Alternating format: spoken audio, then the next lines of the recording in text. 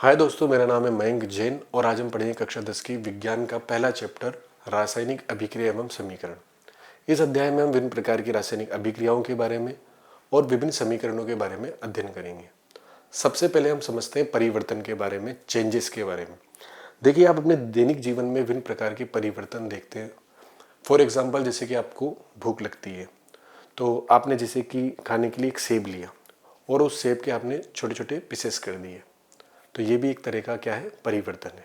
क्योंकि सेब पहले पूरा था, आपने उसके टुकड़े किए तो वो छोटे छोटे पार्ट्स में डिवाइड हो गया। यदि आप उन सेब को कुछ समय के लिए खुला छोड़ते हैं तो आप देखते हैं कि उसका जो कलर है वो थोड़ा चेंज हो जाता है, थोड़ा ब्राउनिश हो जाता है। तो ये भी एक तरह का चेंज है। इस प्रकार हम चेंजेस को दो भागों में डिवाइडेड करते हैं। एक होता है भौतिक परिवर्तन और दूसरा होता है रासायनिक परिवर्तन।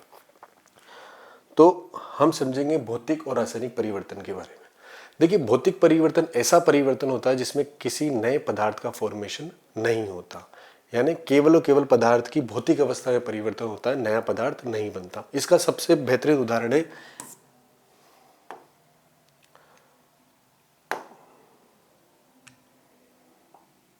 जैसे कि आपने एक पेपर लिया, उस पेपर को आपने कट किया और दो भागों में डिवाइडेड कर दिया, तो क्या कुछ नया पदार्थ बना? नहीं बना। पहले भी पेपर था और अभी भी पेपर है। तो ये कौन सा परिवर्तन कहलाएगा? भौतिक परिवर्तन। दूसरा एक उदाहरण हम ले सकते हैं पानी का। पानी को आपने फ्रिज में रखा, फ्रिज में रखने पर वो बर्फ में कन्वर्ट हो जाएगा। तो क्या नए पदार्थ का निर्माण हुआ? पहले भी पानी था और अभी भी पानी है। तो ऐसा परिवर्तन जिसमें नए पदार्थ का फॉर्मेशन नहीं होता वो कहलाता है भौतिक परिवर्तन। या हम कह सकते हैं कि ऐसा परिवर्तन जिसमें कोई भी रासायनिक अभिक्रिया नहीं होती वो कहलाता है भौतिक परिवर्तन। भौतिक परिवर्तन जो होते हैं वो दोनों दिशाओं में होते हैं। फिर से हम पानी का एग्जाम्पल लेते हैं। पानी को आपने फ्रिज में रखा तो वो बर्फ में कन्वर्ट हो गया। जब आप बर्फ को वापस फ्रिज से निकाल कर बाहर रखते हैं रूम टेम्परेचर पर, तो वह वापस से पानी में कन्वर्ट हो जाता है। यानी पानी से बर्फ और बर्फ से पानी बन सकता है। कहने का मतलब ये परिवर्तन दोनों दिशाओं में होता है। और ऐसे परिवर्तन जो दोनों दिशाओं में होते हैं वो कहलाते हैं उत्क्रमणीय परिवर्तन। भौतिक परिवर्तन में पदार्थ की जो है ताप में, अवस्था में, आकार में, उसकी आकृति में, रंग में, इनमें परिवर्तन होता है। उदाहरण के तौर पर देख सकते हैं हम बर्फ का पिघलना और फलों को काटना। रासायनिक परिवर्तन को देखें तो रासायनिक परिवर्तन में नए पदार्थ का फॉर्मेशन होता है। फॉर एग्जाम्पल हम इसका लेते हैं दूध से दही का निर्माण। आपने दूध लिया, उसमें कुछ मात्रा में जामुन मिलाया, आप देखते हैं कि दूध जो है दही में कन्वर्ट हो जाता है। तो यानी कि एक नए पदार्थ का फॉर्मेशन हुआ। दूध के गुणधर्म और दही के गुणधर्म जो होते हैं दोनों अलग अलग होते हैं, ये दोनों अलग अलग पदार्थ हैं। दूसरा पॉइंट है, ये केवल एक अग्र दिशा में चलती है। आपने दूध से दही का निर्माण कर लिया, क्या आप वापस दही से दूध का फॉर्मेशन कर सकते हैं? नहीं। तो ये कहलाएगा रासायनिक परिवर्तन। जो परिवर्तन एक दिशा में होते हैं वो कहलाते हैं अनुत्क्रमणीय प्रक्रम। कौन से प्रक्रम? अनुत्क्रमणीय। रासायनिक परिवर्तन में अवस्था के परिवर्तन के साथ रासायनिक अभिक्रिया भी होती है, जैसे कि दूध से दही का बनना। अब हम कुछ एग्जाम्पल के द्वारा फिजिकल चेंजेस और केमिकल चेंजेस को समझेंगे।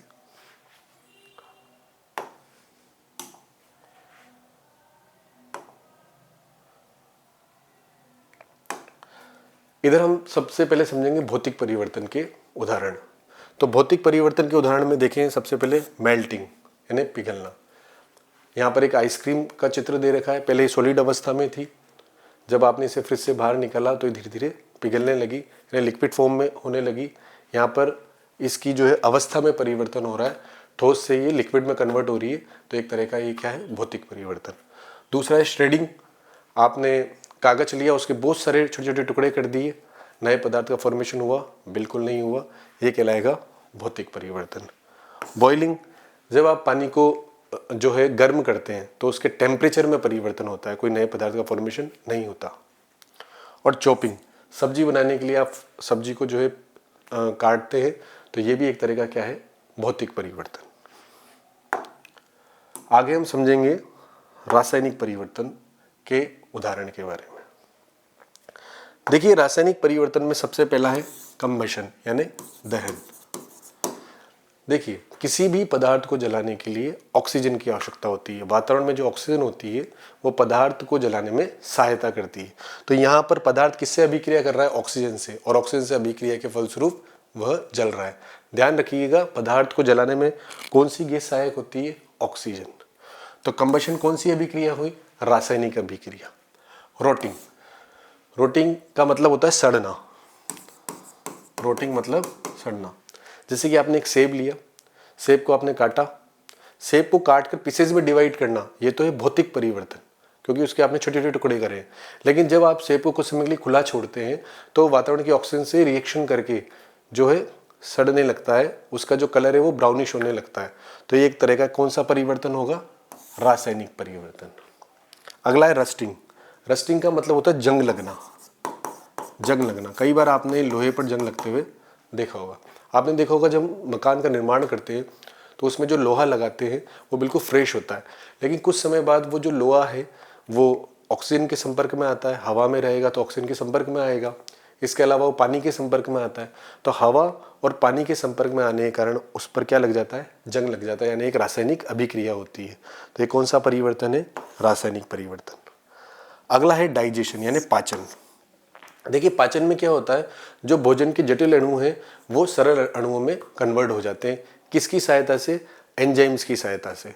तो यहाँ पर अभिक्रिया देखने को आपको मिलती है, रासायनिक अभिक्रियाएं होती है जिसके फलस्वरूप भोजन का पाचन होता है। तो हम कह सकते हैं कि डाइजेशन क्या है? एक तरह का रासायनिक परिवर्तन। ये एग्जाम्पल आपको याद रखने हैं। आगे हम भौतिक और रासायनिक परिवर्तन का एक शानदार उदाहरण लेते हैं, कैंडल का। देखिए, यहाँ पर एक मोमबत्ती का चित्र है और वो यहाँ पर जल रही है। यहाँ पे दो प्रोसेस हो रही है। एक तो हो रहा है यहाँ पर मोमबत्ती का पिघलना, एक तो यहाँ पर मोम पिघल रही है और एक यहाँ पर मोमबत्ती जल रही है। मोमबत्ती का जलना, देखिए यहाँ पर दोनों चेंजेस देखने को मिल रहे हैं। मोमबत्ती का पिघलना एक तरह का फिजिकल चेंज है और मोमबत्ती का जलना एक तरह का केमिकल चेंजेस है। कैसे? देखिए, ये मोमबत्ती है, ये मोमबत्ती यहाँ से धीरे धीरे नीचे की ओर पिघल रही है। आपने देखा होगा मोमबत्ती जब जलती है तो वो पिघलती जाती है। तो यहाँ पर कौन सा परिवर्तन हो रहा है? भौतिक परिवर्तन। और यहाँ पर मोमबत्ती जल रही है। आपको पता है कोई भी पदार्थ जब जलता कब है? जब वो ऑक्सीजन से रिएक्शन करता है, ऑक्सीजन से अभिक्रिया करता है। तो यहाँ पर मोमबत्ती ऑक्सीजन से अभिक्रिया के फलस्वरूप यहाँ पर जल रही है, यानी ये कौन सा परिवर्तन है? रासायनिक परिवर्तन। तो हम कह सकते हैं कि मेल्टिंग ऑफ कैंडल कौन सा परिवर्तन है? फिजिकल चेंज है। और बर्निंग ऑफ कैंडल कौन सा परिवर्तन है? रासायनिक परिवर्तन।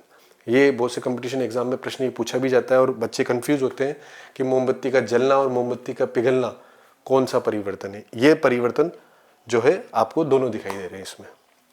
एक चीज और ध्यान रखिएगा, ब्रीथिंग और एक होता है रेस्पिरेशन। बहुत से बच्चे क्या होते हैं, ब्रीथिंग और रेस्पिरेशन दोनों को सेम समझते हैं, लेकिन दोनों में अंतर है। ब्रीथिंग का मतलब होता है सांस लेना और सांस को निकालना। ये एक नॉर्मल प्रोसेस है, हम कह सकते हैं कि कौन सा परिवर्तन है? भौतिक परिवर्तन। लेकिन रेस्पिरेशन जो होता है एक तरह का रासायनिक परिवर्तन है, क्योंकि रेस्पिरेशन में जो ऑक्सीजन लेते हैं वो ऑक्सीजन हमारे फूड से जाके मिलती है, उससे रिएक्शन करती है, जिसके फलस्वरूप ग्लूकोज का फॉर्मेशन होता है। तो रेस्पिरेशन कौन सा प्रोसेस है? रासायनिक परिवर्तन। आगे चलते हैं, कुछ एक्टिविटी यहाँ पे दे रखी है उसे समझते हैं। देखिए, यहाँ पे क्रियाकलाप दे रखा है।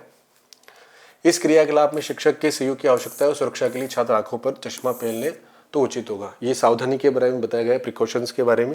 देखिए, इस प्रयोग में क्या होता है कि सबसे पहले हम एक मैग्नीशियम रिबन लेते हैं, ठीक है, और मैग्नीशियम रिबन को बर्नर की सहायता से जलाते हैं। लगभग 3 से 4 सेंटीमीटर का मैग्नीशियम रिबन लेते हैं और उसे रेगमाल से रगड़कर साफ कर लिया जाता है। देखिए, यहाँ पर सबसे पहले हम मैग्नीशियम रिबन लेंगे और उसे रेगमाल से साफ करेंगे। देखिए, रेगमाल से क्यों साफ किया जाता है कि यदि मैग्नीशियम जो है अगर उसकी ऑक्सीजन से क्रिया हो चुकी है और मैग्नीशियम ऑक्साइड का फॉर्मेशन हो चुका है तो वो जलने में परेशानी करेगा, वो आसानी से जलेगा नहीं। तो इसलिए हम रेगमाल से रगड़कर पहले जो है मैग्नीशियम के ऊपर जो मैग्नीशियम ऑक्साइड की परत है उसको साफ कर देते हैं, ठीक है। साफ करने के बाद हम एक बर्नर लेते हैं, बर्नर की सहायता से हम इस मैग्नीशियम रिबन को जलाते हैं। तो जलाने पर ये जो है इसकी जो हमें राख प्राप्त होती है, और राख जो होती है वो मैग्नीशियम ऑक्साइड की होती है। यहाँ पर क्या होता है, मैग्नीशियम जो होता है वो ऑक्सीजन से रिएक्शन करता है और मैग्नीशियम ऑक्साइड का फॉर्मेशन करता है। यहाँ पर क्या होता है, ये जो मैग्नीशियम है वो ऑक्सीजन से रिएक्शन करता है और मैग्नीशियम ऑक्साइड का निर्माण करता है। तो एक तरीके से रासायनिक अभिक्रिया का उदाहरण है। ये मैग्नीशियम ऑक्साइड जो होता है वो श्वेत चूर्ण होता है।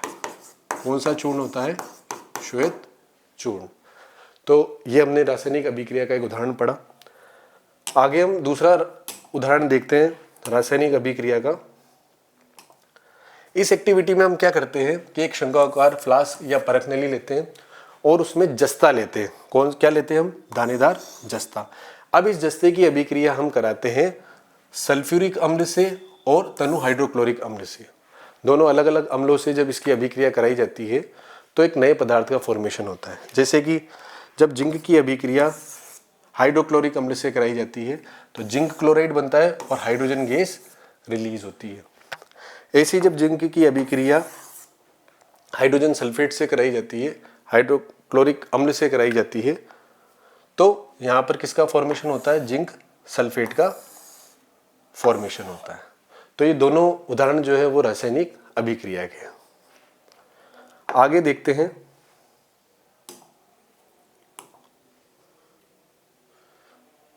रासायनिक अभिक्रिया के बारे में। रासायनिक अभिक्रिया, केमिकल रिएक्शन। देखिए केमिकल रिएक्शन में क्या होता है, दो पदार्थ आपस में मिलते हैं और एक नए पदार्थ का फॉर्मेशन करते हैं। कुछ नहीं है, बिल्कुल इजी है। दो पदार्थ हैं, आपस में मिले, और पदार्थ दो भी हो सकते हैं, दो से ज्यादा भी हो सकते हैं। तो दो या दो से अधिक पदार्थ आपस में मिलते हैं और नए पदार्थ का फॉर्मेशन करते हैं, तो वो कहलाती है रासायनिक अभिक्रिया। एग्जाम्पल के तौर पर समझिए, जैसे कि हाइड्रोजन। हाइड्रोजन यहाँ पे किससे रिएक्ट कर रहा है, ऑक्सीजन से, और दोनों आपस में रिएक्शन करके किसका फॉर्मेशन कर रहे हैं, जल का। देखिए हाइड्रोजन के गुणधर्म अलग है, ऑक्सीजन के गुणधर्म अलग है, और ये दोनों आपस में अभिक्रिया करके क्या बना रहे, जल बना रहे। देखिए रासायनिक अभिक्रिया में या तो बंध बनते हैं या फिर बंध टूटते हैं। यहाँ पर दोनों के बीच में बंध का फॉर्मेशन हो रहा है, जिसके फलस्वरूप किसका निर्माण हो रहा है, जल का। तो सिंपल सी बात, दो या दो से अधिक पदार्थ आपस में अभिक्रिया करके नए पदार्थ का फॉर्मेशन करते हैं तो कहलाती है रासायनिक अभिक्रिया। आगे देखते हैं रासायनिक समीकरण। देखिए रासायनिक समीकरण क्या होती है, जब किसी रासायनिक अभिक्रिया में भाग लेने वाले अभिकारकों और रासायनिक अभिक्रिया के पश्चात बनने वाले उत्पादों को प्रतीकों तथा सूत्रों द्वारा निरूपित किया जाता है तो वो कहलाती है रासायनिक समीकरण। देखिए यहाँ पे एक रासायनिक अभिक्रिया दर्शाई गई है। यहाँ पे दो पदार्थ आपस में अभिक्रिया कर रहे हैं और नए पदार्थ का फॉर्मेशन कर रहे हैं। जो पदार्थ आपस में अभिक्रिया करते हैं वो कहलाते हैं रिएक्टेंट, यानी कि अभिकारक। क्या कहलाते हैं वो, अभिकारक। जो पदार्थ आपस में अभिक्रिया करेंगे वो तो कहलाएंगे अभिकारक, और इनके फलस्वरूप जो बनेगा वो कहलाएगा उत्पाद।